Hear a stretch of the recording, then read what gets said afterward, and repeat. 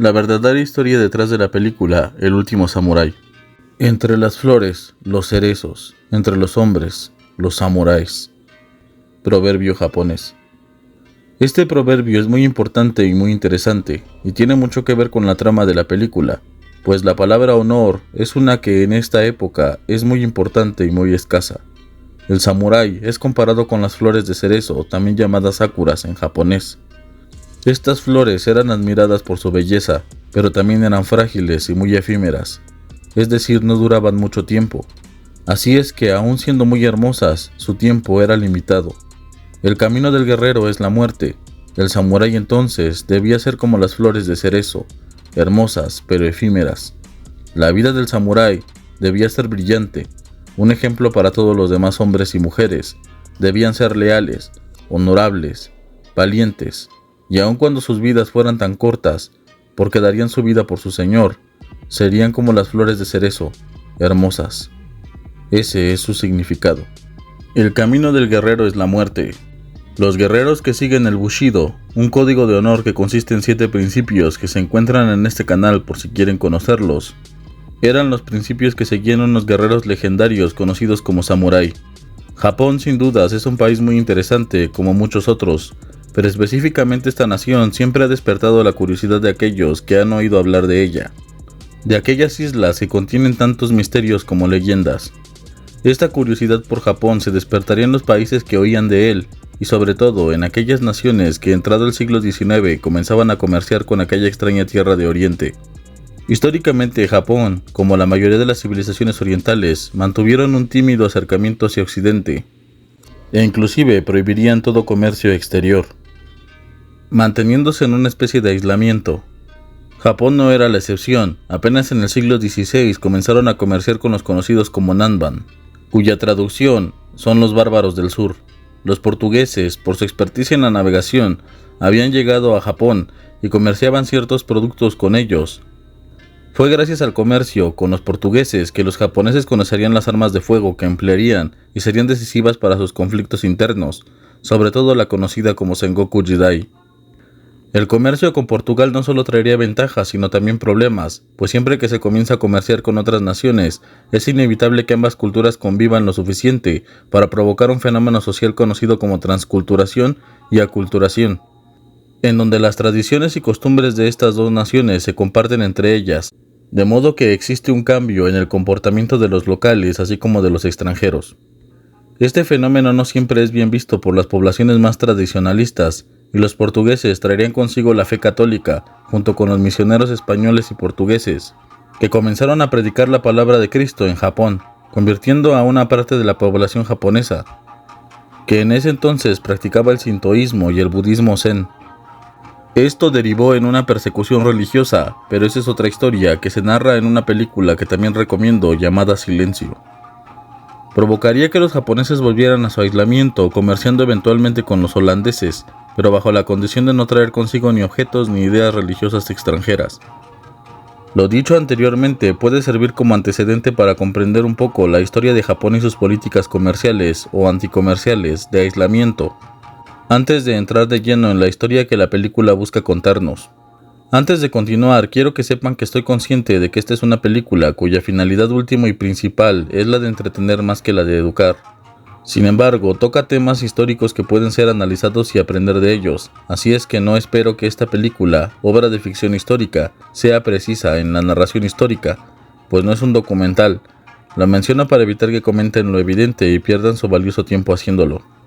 Sin más que decir, comencemos con el análisis histórico de la película El último samurái.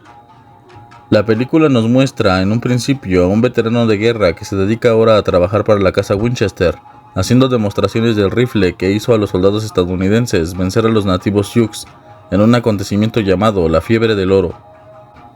El año es 1876, año en el que se produce la batalla de Little Big Horn, en donde el conocido como General Custer, subestimando a los nativos, envió a su ejército a ser masacrados por los Sioux en aquella batalla. Vemos que el mismo Nathan Algren, el nombre de nuestro protagonista, lo menciona: esos pobres desgraciados, los de Little Big Horn. Para entrar en contexto, la Fiebre del Oro fue un acontecimiento que ocurrió en el siglo XIX, al Estados Unidos expandirse hacia el oeste. Se encontraron varias minas de oro y de plata en territorio de los nativos. Violando los acuerdos con ellos y justificando la guerra, los Estados Unidos enviaron a su ejército a masacrar a las tribus indígenas que habitaban en aquellos lugares, para obligarlas a abandonar las tierras ricas y expandir las redes ferroviarias. Infinidad de películas yanquis están basadas o contextualizadas en esa época. El mismo protagonista hace referencia a este hecho al ver el rifle mientras recuerda lo ocurrido en aquella batalla, y agradece por parte de aquellos que han muerto por oportunidades comerciales. El rifle precisamente tiene una oscura leyenda. Creo que han escuchado hablar de la familia Winchester, y en particular de la casa que lleva el mismo nombre, volviéndose millonarios con la invención de aquel rifle que fue utilizado para la matanza de miles de personas. La esposa, Sarah Winchester, al ser una mujer supersticiosa, consultó a una medium, la cual le dijo que las almas de aquellos que habían sido asesinados con su producto la perseguirían buscando venganza. De modo que la mujer mandaría construir una mansión con varias habitaciones y pasillos que no llegan a ningún lado, convirtiendo a la mansión en un verdadero laberinto con el objeto de que aquellos espíritus no encontraran a la propietaria. Posteriormente le hacen una oferta para que entrene a las tropas japonesas que se enfrentan a un líder tribal, como ellos le llaman. Japón en realidad comenzaría de nuevo a comerciar con países extranjeros a la llegada de la flota estadounidense en 1854, creando un acuerdo comercial con Estados Unidos. Pronto Japón abriría sus puertas a otros países occidentales como Inglaterra, Francia, Alemania, etc. Inclusive vemos en la película a uno de los delegados ingleses en aquel país, quien será de ayuda para la trama como diplomático y estudioso de los samurái. Japón en realidad tenía la intención de modernizarse, pues estaba muy atrasada respecto a otros países. Técnicos y militares eran requeridos para tal propósito, a los cuales se les llamó Oyatoi Gaikokujin, es decir, extranjeros contratados. Se piensa que había más de 2000 asesores contratados para la modernización del país, aunque quizás el número sobrepasara los 3000 contratados, también en el sector privado. Para 1899 se piensa que aún continuaban alrededor de 800, y que trabajaban en diversos sectores. Algunos de ellos, como vemos en la película, cobraban sueldos altísimos por sus servicios. El emperador que muestran aquí es Meiji. Precisamente nos encontramos en la época de la restauración Meiji y de las guerras Boshin. La modernización de Japón traería problemas con las provincias japonesas más tradicionalistas, viendo la decisión de abrir el país al comercio extranjero como una traición a la cultura y a las tradiciones y costumbres japonesas. Pronto varias provincias se rebelarían y entrarían en conflicto al mando del shogun, quien había detentado el poder de Japón desde el fin de la Sengoku Jidai, después de la batalla de Sekigahara con el shogunato Tokugawa. Ahora estaba llegando a su fin, y el emperador debía de ser restaurado como el máximo poder de todo Japón. El emperador no solo era el gobernante político de Japón, sino también era una especie de semidios. La ascendencia del emperador era sagrada, pues se pensaba que eran descendientes directos de la diosa del sol Amaterasu. Es por ello que Katsumoto, líder de la rebelión samurái y preceptor al parecer del emperador, se inclina ante él nombrándolo un dios. Katsumoto, que apenas en la película es nombrado como el líder de la rebelión, en realidad hace referencia al conocido verdaderamente como el último samurái, Saigo Takamori, y la rebelión sería conocida como la rebelión de Satsuma. Saigo Takamori estaba en contra de la occidentalización de Japón, pero su pensamiento no era en contra de la modernización del país, sino en la pérdida de las tradiciones o costumbres consiguientes de dicha modernización. La rebelión de Satsuma se produciría un año después de la batalla de Little Big Horn, en 1877.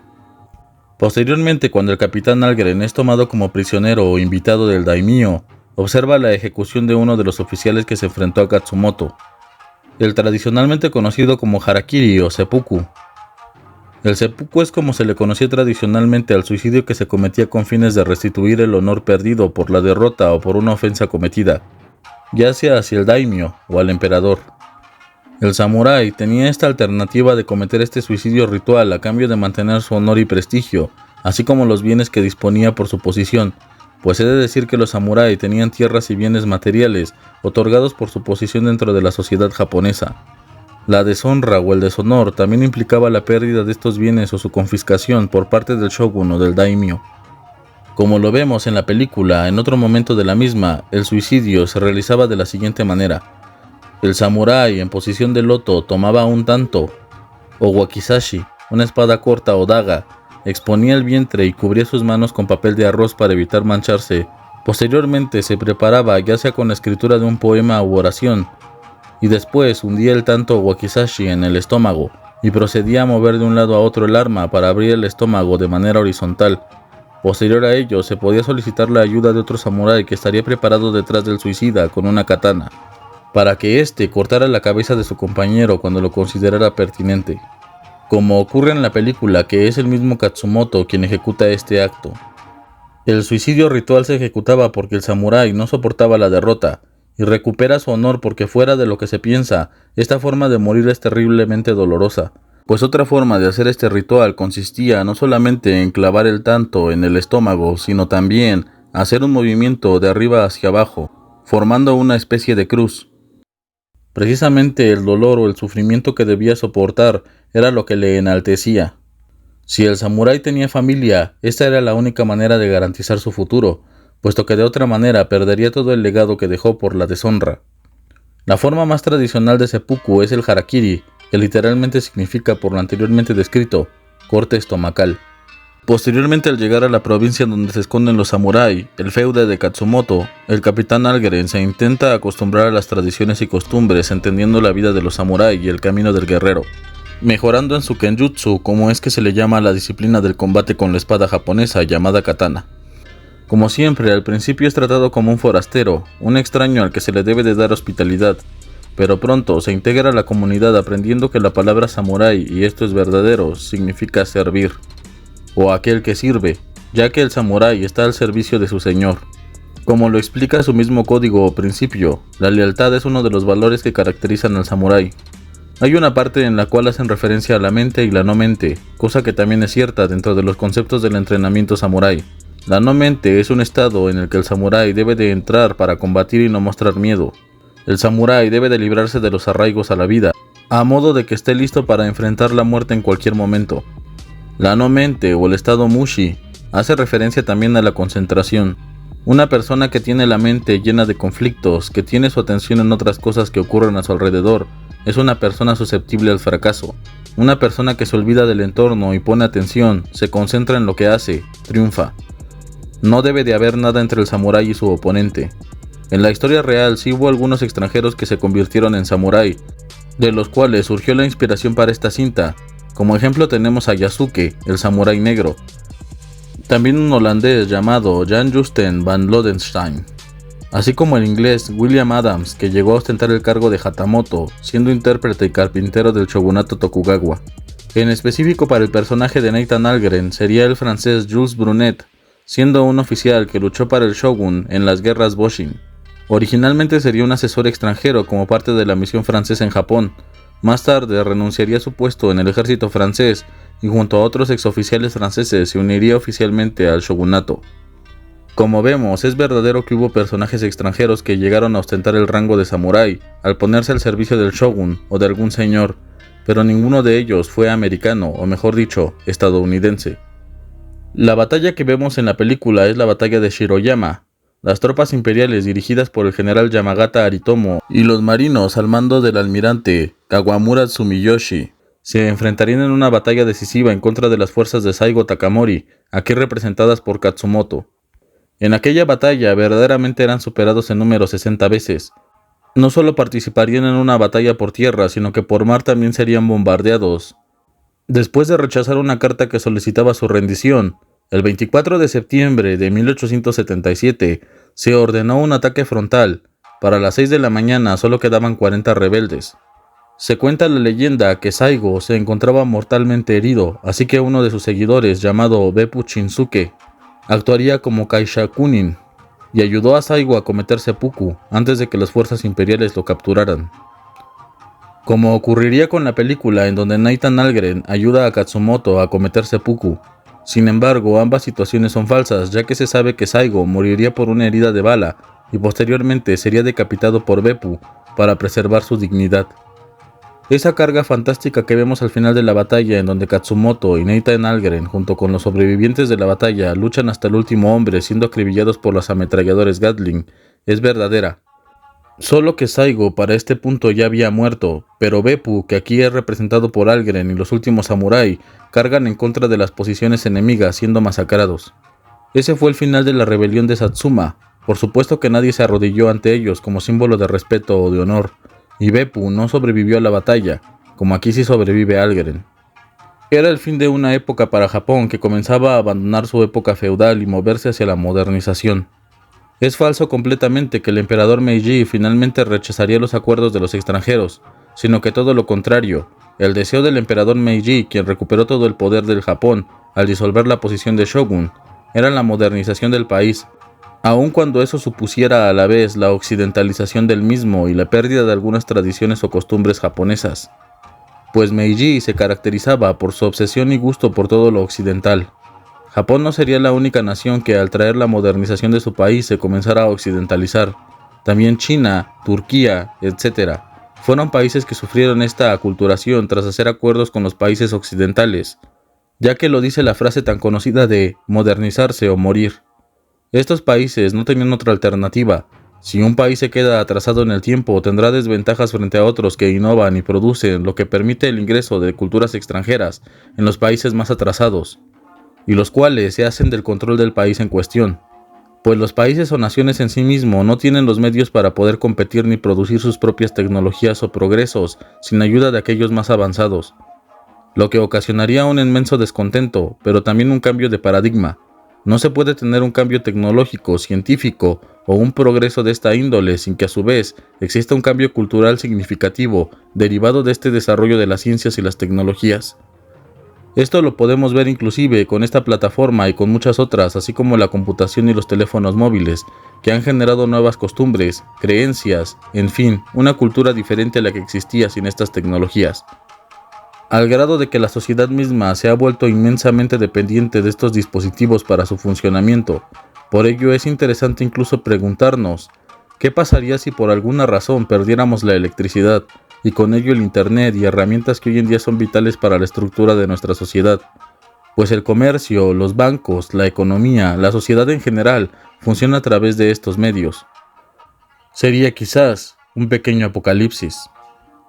Ya para finalizar este video, el último samurái, que cuenta la historia de Saigo Takamori y del oficial francés Jules Brunet como personajes reales de la historia en la que se basa esta película, es una de mis preferidas sin dudas, aunque la mayor parte de esta película no sea completamente exacta en los sucesos históricos reales.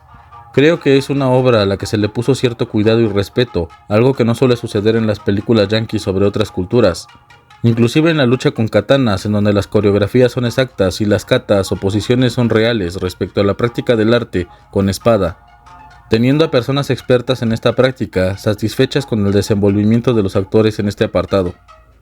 Creo a la vez que la película idealiza la imagen de los samurái, quienes de hecho solemos enaltecerlos más que la propia cultura japonesa, ya que para la época, los samurái, esta casta de guerreros japoneses, no era muy bien vista por la sociedad y los abusos que solían cometer tenía cansada a la población japonesa, que no veía ya la necesidad de tener guerreros, puesto que la Sengoku Jidai ya había terminado desde hacía varios años y los samuráis se volvieron más bien parásitos, ya que las leyes aprobadas por Tokugawa, por el shogun, les daba mucha libertad a esta casta guerrera de cometer abusos en contra de la población, como el hecho de que el samurái tenía permitido matar a quien considerara, sin tener la necesidad de reportar sus acciones ante las autoridades o las leyes, casi como una especie de fuero. Pero también es verdad que en su momento fueron héroes legendarios y eran muy respetados. Su código de honor es un ejemplo a seguir sin lugar a dudas, y su forma de vida convierten al samurái en un guerrero que difícilmente puede ser separado del alma de Japón y del mundo. La llegada de la tecnología, de las armas de fuego y de la guerra moderna cambiaron completamente las necesidades de Japón. Fue esta misma tecnología la que acabaría finalmente con los samuráis, pues mientras ellos seguían luchando con espadas y arcos, los cañones y armas de fuego modernas, en contraste con aquellas armas de fuego más rudimentarias de la época Sengoku, fueron la causa de la derrota final de los últimos samurái. Yo sigo pensando sin dudas que el camino del guerrero, que el Bushido, sigue siendo elemental en nuestra vida. ¿Qué puede ser más necesario que eso, en una sociedad que enaltece la riqueza frente al honor, que enaltece lo material en detrimento de lo espiritual, que enaltece los vicios y no la virtud? Preservar en esta época nuestros valores, nuestra humanidad y nuestro honor es necesario, es lo más necesario. Pero ¿tú qué piensas al respecto? ¿Conoces estos datos? ¿Has visto esta película? ¿Estás de acuerdo con lo dicho en este video? En la sección de comentarios podrás emitir tu opinión. Si el video fue de tu agrado, me ayudarías demasiado si le das like y lo compartes con tus amigos, conocidos o familiares que hayan o no visto esta película, para que puedan entender un poco más de la historia de Japón, de los samurái y de la importancia del Bushido. Les dejaré al final de este video y en la descripción el link para que puedan ver el video que dediqué a describir los 7 principios del Bushido, para que por si quieres profundices más al respecto. Sin más por el momento me despido. Nos vemos la próxima vez en el Palacio de Sanssouci.